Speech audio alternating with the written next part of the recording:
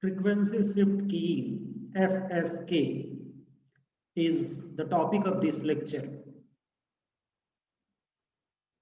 We are continuing our discussion on digital modulation techniques. As we have discussed in previous lectures about digital modulation methods, we have covered introduction of digital modulation method. How is digital modulation method different from analog modulation techniques? And also we have covered one of the important digital modulation method as ASK, that is amplitude shift keying. So this lecture is on FSK, where F stands for frequency. So as we also have seen in the previous lecture, that ASK is similar to amplitude modulation, that is analog modulation. The main difference which we have observed, which we have studied, is in amplitude modulation, the amplitude of carrier signal changes according to instantaneous value of message signal. And in ASK, same thing happens. But the major difference is in ASK, the message signal is digital. Digital means it has only two discrete levels, logic 1 and logic 0. So logic 0 means low input, logic 1 is high input. So when the input levels are high and low, accordingly there will be change in amplitude of carrier signal. So therefore the amplitude change or the amplitude shift will only have two levels, two values. The amplitude will be either minimum or maximum depending on whether low bit, that is 0, or high bit, that is 1, is present. If there is 0 in the input signal, the amplitude of carrier is minimum. When it is 1, the amplitude becomes maximum. So that is a background of ASK. So similarly, in frequency shift keying FSK, this is analogous to frequency modulation. In frequency modulation, what happens? Frequency of carrier signal will change according to instantaneous value of message signal. Exactly same thing will happen here. But again, the message is digital signal. So message is digital signal means it will have two levels, and therefore the carrier frequency, which varies continuously with the continuous change in message signal in analog modulation. Here there will be only two values of frequency in carrier signal depending on low amplitude and high amplitude of the message signal. This is what is the introduction of digital modulation method, which we have covered. But let's begin with frequency modulation. So let's again get exposed with digital modulation. How does it work? One can see here that this is, the stream of bits, binary digits, 0, 1, 1, 0, 1. It can be expressed like pulses. You see here 0 means low pulse, 1, 1 means there are two high pulses. Similarly, again 0 means low level of pulse, and the last waveform is the carrier signal. So you can see here in ASK, the first one is ASK, where the amplitude of carrier is changing. You see amplitude is either minimum, maximum, depending on what that the amplitude levels of digital signal. In FSK, you can see here frequency is either low, high, high, low, high, high. So it depends on the input beat combinations. And the last is PSK, where you can see that whenever the beat changes, the phase will change. When the beat remains same, either 1 or 0, the phase will not change. So this is how digital modulation method works. This is the waveform for ASK. You see here the high amplitude of carrier, low amplitude, high amplitude, low amplitude. Depending on high bits, low bit, high bit, low bits, high bits which are present. The modulation offers more capacity of data. Yes, we have studied about the advantages of digital modulation method, that the capacity is increased, high capacity of data, increased data security, good communication quality, faster system accessibility are the main features of this ASK, FSK and PSK which we have studied. So let's begin with FSK. Logic, there are two logics, logic 0 and logic 1. So logic 0 is represented by a wave at a specific frequency, and logic 1 is represented by another specific frequency, because logic 1 and logic 0 will cause change in frequency. So all logic 1 input will correspond to one specific frequency. Similarly, all logic zeros will correspond to another specific frequency. So you can see here that when the bit is high, the frequency is high here, and the bit is low, the frequency is low. It means when there is logic 1, there is some particular value of frequency, and when the bit is 0, again there is some particular that is different from this frequency. So in the carrier, amplitude will remain same, phase will remain same. What will change is the frequency, and that too, when the binary beat pattern changes, the frequency will change.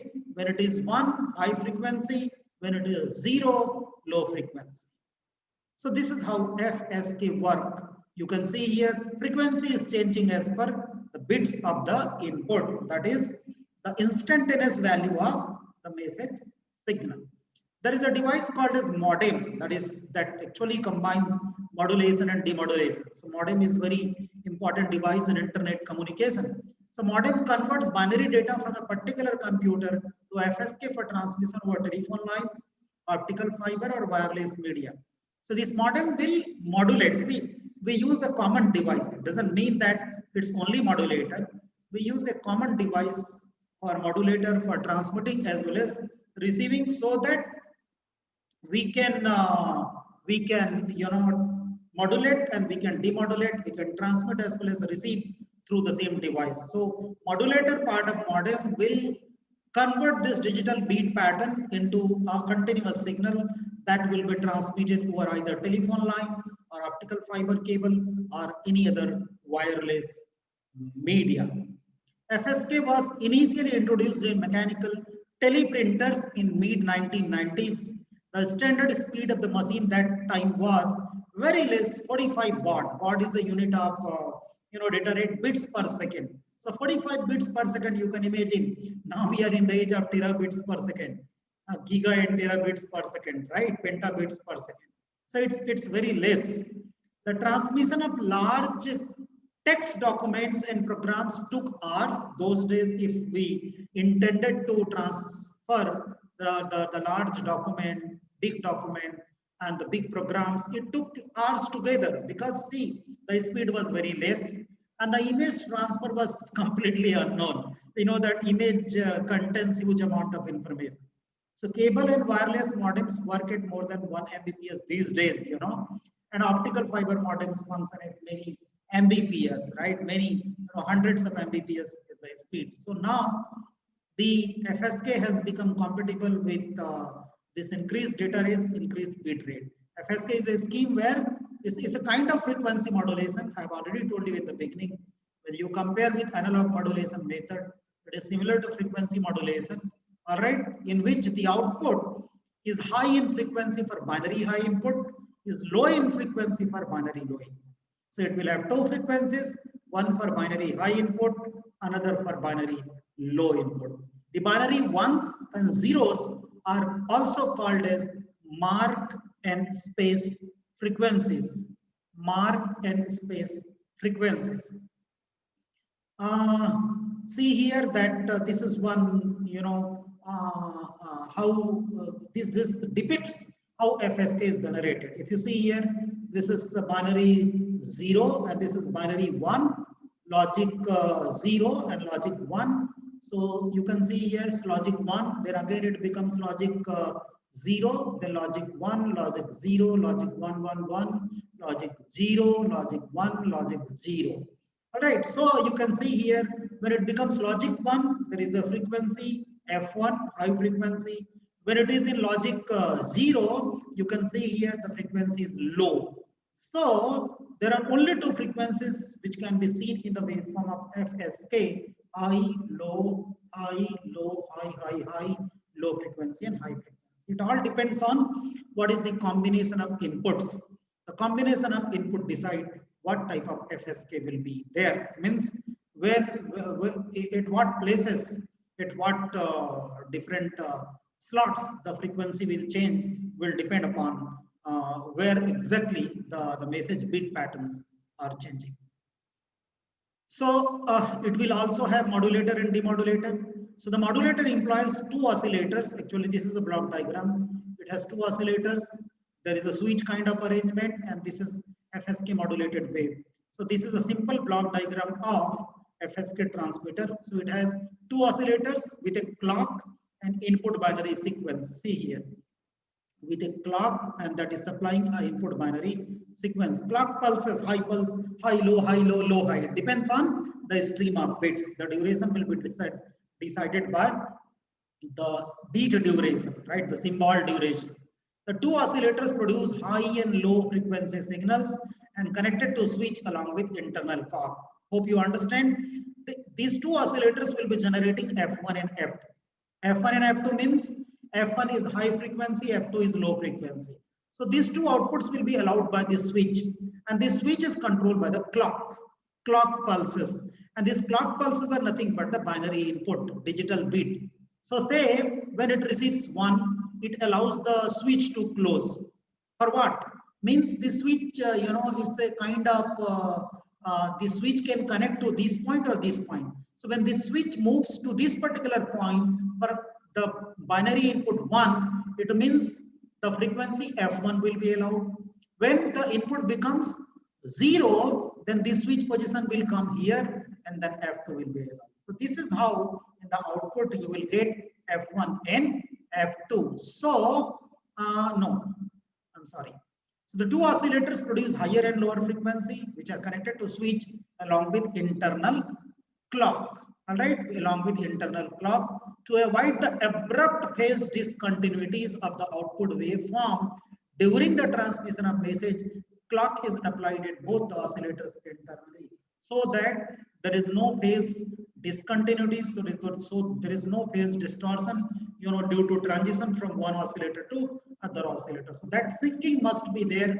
The clock duration must be same, or depending on the bits.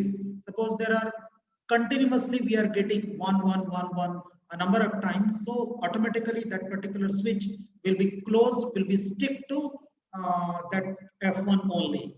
And then the moment it changes, the bit pattern changes, it will move, the switch position will change to F2, and it will allow the signal F2 to pass. The binary input sequence is applied to the transmitter so as to choose the frequencies according to the binary input. So when the binary input is 1, this F1 is allowed. When binary input is 0, then F2 is allowed.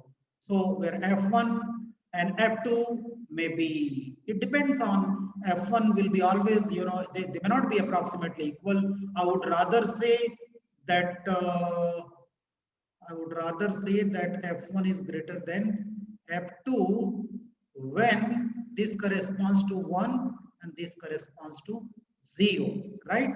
And this F1 is greater than Fs, which is the bit rate. All right. So this is a modulator block diagram of a simple modulator of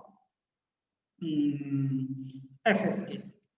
Now comes demodulator. The next one is demodulator. Demodulator is also called as detector, and it is used to recover the signal which was transmitted. The digital data was transmitted with the help of FSK. So we have two types of demodulators in FSK: asynchronous and synchronous. Synchronous demodulator is coherent, is also called as coherent, and asynchronous is called as non-coherent. So let's begin with asynchronous. Asynchronous detector consists of two band pass filters, two envelope detectors, and a decision circuit. Look at here. Two band pass filters, two envelope detectors and a decision circuit. Very, very simple. What happens? This FSK input has two frequencies. One is high frequency, second is low frequency. So we are using two band pass filters so that it can pass the two different frequency bands, two frequency ranges. F1 will have certain band, F2 will have certain band. So F1 will be allowed by BPF1, F2 will be allowed by BPF2, and then that passes to envelope detector. We know what happens to envelope detector. The envelope of the carrier will be detected. And for the positive input only, the envelope detector has a rectifier, has a diode, and the diode will only conduct for the forward bias. So what will happen that all those positive pulses will be outputted, and accordingly the decision circuit will produce for those pulses 111, right? And accordingly for another frequency it will produce 000, comparing that the amplitude is greater than or less than some standard threshold band. So it has the two BPF, two band pass filters, two envelope detectors, and a decision circuit. FSK is passed through two band pass filters tuned to space and mark frequencies. Space and mark means F1 and F2 or F2 and F1, whatever you want to say. The output from these two band pass filters look like ASK signal, right? Because it looks like there are only, when you separate two frequencies, so it's look like there is one frequency present, now there is a gap. In ASK it happens. Carrier is present and after some time there is a gap. So the signal is then envelope detector modulates asynchronously. The decision circuit chooses the output is more likely and select one it from the envelope detector and accordingly will get the output. So this is a block diagram of the asynchronous detection. Why it is called as asynchronous? We know it very well that the synchronization, the matching between input and output is not possible. We are not providing any carrier frequency here. We are not generating any carrier frequency in this type of detection. The next one is synchronous method, synchronous demodulation. Synchronous demodulation, which consists of two mixers with local oscillator circuits, two mixers, and you see here, there are two mixers, right? Two local oscillators. And do you know what is needed? What is done by these two local oscillators? This L1 will generate precisely F1 and L2 will generate precisely F2. It means the same carrier frequencies which are coming are being generated by this L1 and L2. Is that clear? So therefore, there is a synchronization, and this is why the method is called as synchronous demodulation. Two mixers, local oscillators, two band pass filters, and a decision circuit. FSK is given as the input to the two mixers, and the local oscillators are there. They are finally connected to two band pass filters.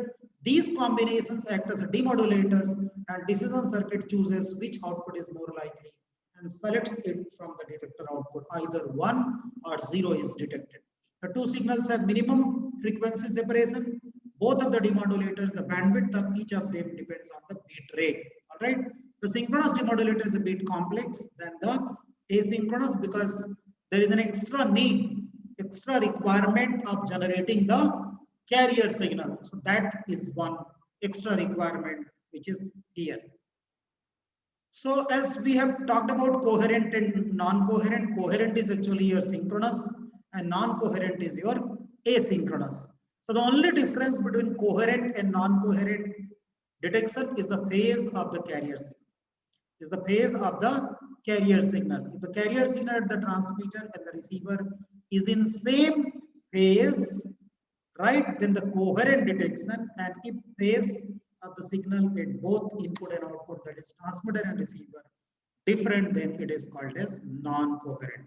Coherent and non-coherent. Coherent is called as synchronous, non-coherent is called as asynchronous. In the synchronous detection, the modulated wave is affected by the noise while reaching the receiver, which can be eliminated by using the band pass filters. There may be noise, but that can be addressed, that can be rejected, eliminated by using band pass filters. Band pass filter assigns to cutoff frequency. You see here cutoff frequency, which is equal to the binary input signal frequency, and the same frequencies can be allowed to decision device. Then decision device select, it chooses the particular frequency and correspondingly it will generate the beat pattern.